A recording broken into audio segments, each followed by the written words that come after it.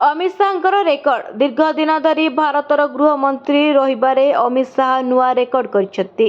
ଲାଲକୃଷ୍ଣ ଆଡଭାନୀ ଓ ଗୋବିନ୍ଦ ବଲ୍ଲଭ ପନ୍ତଙ୍କୁ ବି ଟପି ଯାଇଛନ୍ତି ଅମିତ ଶାହ। ଏହି ପଦବୀରେ ଅମିତ ଶାହ ଆଜି 2258 ଦିନ ପୂରଣ କରିଛନ୍ତି। ଅମିତ ଶାହ କେନ୍ଦ୍ର ଗୃହମନ୍ତ୍ରୀ ଭାବରେ ପ୍ରଥମ ଥର ପାଇଁ 2019 ମସିହା ମେ 30 ତାରିଖରୁ 2024 ଜୁନ୍ 9 ତାରିଖ ପର୍ଯ୍ୟନ୍ତ ରହିଥିଲେ। ଦ୍ୱିତୀୟ ଥର ପାଇଁ 2024 ଜୁନ୍ 10 ତାରିଖରୁ ଏ ପର୍ଯ୍ୟନ୍ତ ସେହି ପଦବୀରେ ଅଛନ୍ତି।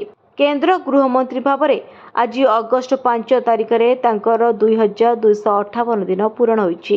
ଦୀର୍ଘ ସମୟ ଧରି ଭାରତର ଗୃହମନ୍ତ୍ରୀ ରହିବାରେ ବରିଷ୍ଠ ବିଜେପି ନେତା ଲାଲକୃଷ୍ଣ ଆଡଭାନୀ ଓ ଗୋବିନ୍ଦ ବଲ୍ଲଭ ପନ୍ତଙ୍କୁ ଅମିତ ଶାହ ଟପି ଯାଇଛନ୍ତି। ଅମିତ ଶାହଙ୍କ ପୂର୍ବରୁ ଆଡଭାନୀ 1998 ମାର୍ଚ୍ଚ 19 ତାରିଖରୁ 2004 ମେ 22 ତାରିଖ ପର୍ଯ୍ୟନ୍ତ କେନ୍ଦ୍ର ଗୃହମନ୍ତ୍ରୀ ଥିଲେ। କେନ୍ଦ୍ର ଗୃହମନ୍ତ୍ରୀ ଭାବରେ ଆଡଭାନୀଙ୍କର କାର୍ଯ୍ୟକାଳ ଥିଲା 2256 ଦିନ। ଆଡଭାନୀଙ୍କ ପୂର୍ବରୁ କଂଗ୍ରେସର ଗୋବିନ୍ଦ ବଲ୍ଲଭ ପନ୍ତ 1955 ଜାନୁଆରୀ 10ରୁ 1961 ମାର୍ଚ୍ଚ 7 ତାରିଖ ପର୍ଯ୍ୟନ୍ତ କେନ୍ଦ୍ର ଗୃହମନ୍ତ୍ରୀ ଥିଲେ। ପନ୍ତଙ୍କର କାର୍ଯ୍ୟକାଳ ଥିଲା 2190 ଦିନ। ସଂଯୋଗବଶତଃ ଆଜିର ଦିନରେ 2019 ଅଗଷ୍ଟ 5 ତାରିଖରେ ଜାମ୍ମୁ କାଶ୍ମୀରରୁ 370 ଧାରା ଉଚ୍ଛେଦ କରାଯାଇଥିଲା। ସଂସଦରେ ନିଜେ ଅମିତ ଶାହ ଏହି ଘୋଷଣା କରିଥିଲେ।